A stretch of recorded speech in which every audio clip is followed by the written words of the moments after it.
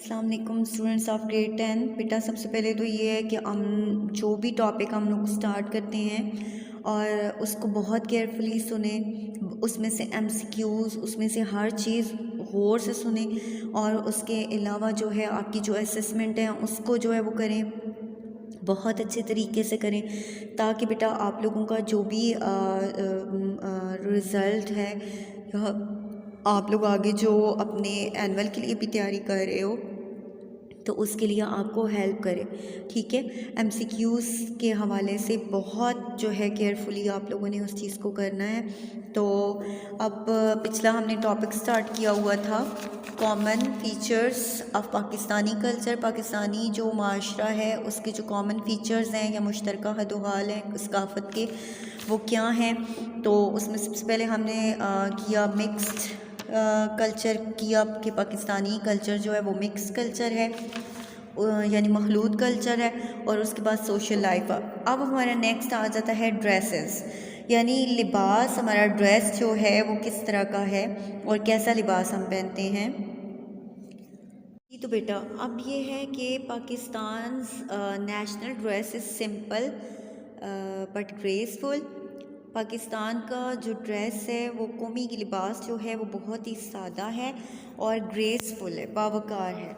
यानी हम बहुत सादा लिबास पहनते हैं और उसमें एक वकार होता है, आपकी जो है एक जो है आपकी सतर को पूरा करता है और आपकी शख्सियत जो है उसको निखारता है।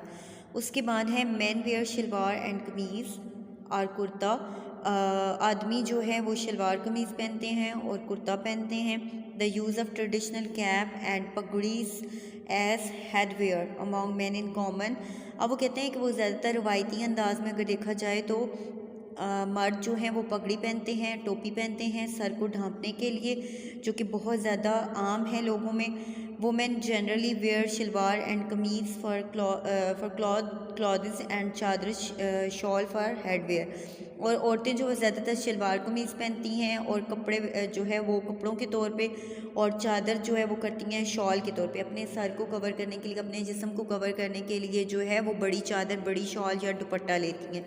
फिर आगे beside every region has its own style of dress, यानी हर इलाका जो है उसका अपना एक तरीका है ड्रेसअप होने का। Embroider dress is popular with women.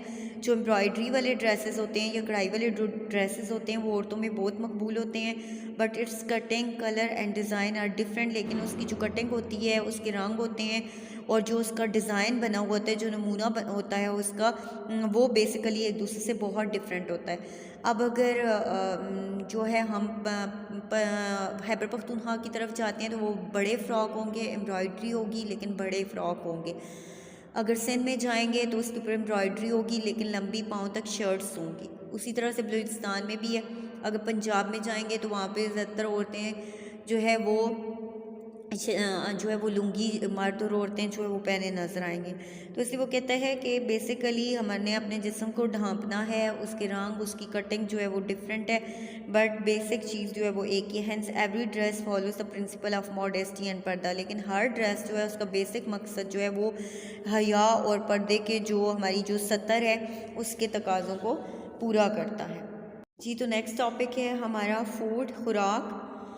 Food of Pakistani people is quite simple, यानी पाकिस्तान के जो लोग हैं वो बहुत सादा खुराक खाते हैं। ब्रेड मेड फ्रॉम वीट, और ज़्यादातर हमारी जो रोटी होती है वो गंदम से बनी हुई होती है।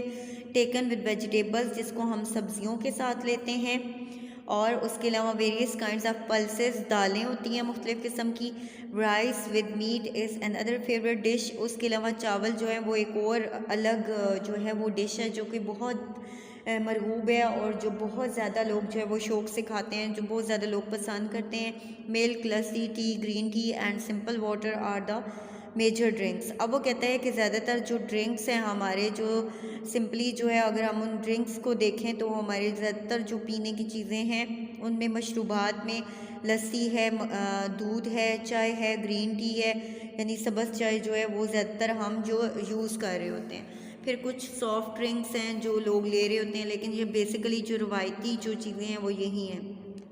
हाउएवर ड्यूरिंग मैरिज सेरेमनीज़, अब वो कहता है कि ताहम अगर हम मैरिज सेरेमनीज़ या शादी ब्याह की रस्में जो हैं उनको अगर देखें तो वो जो है अदर फीस्ट कुछ और दावतें हमारी जो हैं उनके हवाले से अगर देखें तो the provision of more expensive and richer food and drinks is arrange. बहुत ज़्यादा जो एक्सपेंसिव, बहुत महंगे और जो बहुत ज़्यादा जो हाई क्लास खाने होते हैं वो अरेंज किए जाते हैं स्पेशली दावतों पर और शादियों पर। और ड्रिंक्स जो है उन मशरूबात जो है उनका अरेंज किया जाता है। आपने अक्सर शादियों पे देखा होगा आपकी बहुत ज़्यादा डिशेस होती हैं। स्वीट डिश जो है 2-3 स्वीट डिश होती हैं या एक ज़रूर होती है। फिर उसके अलावा साथ में चटनियाँ और कहवा और इस तरह की तमाम, और चाय, कश्मीरी चाय होती है। ये तमाम चीज़ें जो है साथ लोगों ने शामिल की हुई होती हैं। फिर उसके बाद नेक्स्ट आ जाता है some food are more popular than other in certain areas due to regional and climatic variations. अब वो कहते हैं कुछ फूड ऐसे हैं कि जो बहुत ही ज़्यादा पॉपुलर हैं वो उन मुख्तलिफ़ इलाक़ों में जो उनके इलाके हैं उनके इलाकाई जो है वो उस पहचान रखते हैं। और क्लाइमेटिक वेरिएशन या फिर वहाँ की आबो हवा जो है उसके जो वेरिएशंस हैं उसकी वजह से जो है वहाँ के खाने जो है वो मुख्तलिफ होते हैं, बहुत जो है वो पॉपुलर होते हैं।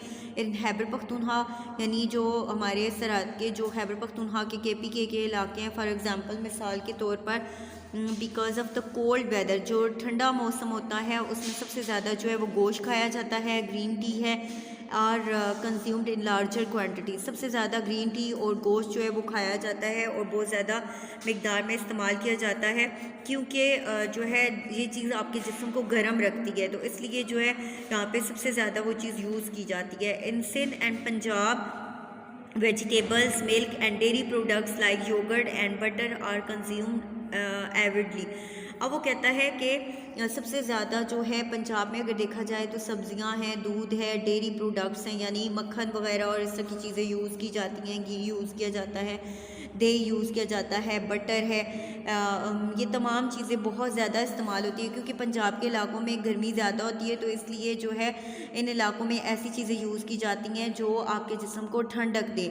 इन Balochistan lambs, meat, beef and dry fruits are the favourite food. अब बलूचिस्तान में सबसे ज़्यादा जो है वो दुम्बे का गोश्त, छोटा गोश्त और जो ड्राई फ्रूट्स हैं, खुश्क मेवा जाते हैं वो यूज़ किए जाते हैं। अब बेसिकली वो क्लाइमेटिक कंडीशन वेरिएशंस का इसलिए कह रहा है कि जो गर्म इलाके होंगे वहाँ पे आप अपने जिस्म को गर्म रखने के लिए जो है अपने जिस्म को ठंडा रखने के लिए ऐसी ग़िज़ाएँ यूज़ करेंगे जो आपके जिस्म को ठंडक का एहसास दें, और ठंडे इलाकों में आप वो ग़िज़ाएँ यूज़ करेंगे जो आपके जिस्म को गर्म रखें।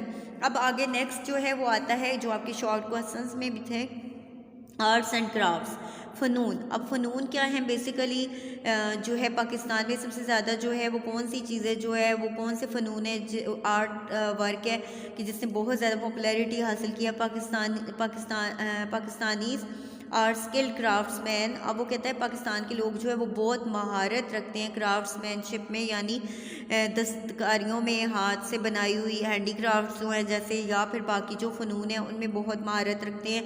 The art of crafting various metals into jewellery. अब वो कहता है कि यहाँ के लोग जो है मुख्तलिफ जो मेटल्स हैं, धातें हैं, उनको क्राफ्ट करना, उनको जो है ज्वेलरी में उनको उनकी कटिंग करके उनको ज्वेलरी की शक्ल में, ज़ेवरात की शक्ल में तब्दील करना, और अदर यूटेंसिल या बर्तनों में and instruments in the region, या फिर और जो आलात होते हैं उनको इस इलाके में जो है इस 1000 ऑफ ईयर ओल्ड। इस इलाके में ये काम जो है हज़ारों साल पुराना है, यानी कि हज़ारों साल से लोग जो है ज्वेलरी बनाते आ रहे हैं, बर्तन बनाते आ रहे हैं, और उसके अलावा जो है मुख्तलिफ़ आलात जो है वो बनाते आ रहे हैं। तो इसलिए जो है वो मेल्टिंग जो है उसका फ़न जो है मुख्तलिफ़ मेटल्स जो हैं उनको मेल्ट करना, ये एक सबसे बड़ी जो है वो यहाँ पे फ़न रहा है।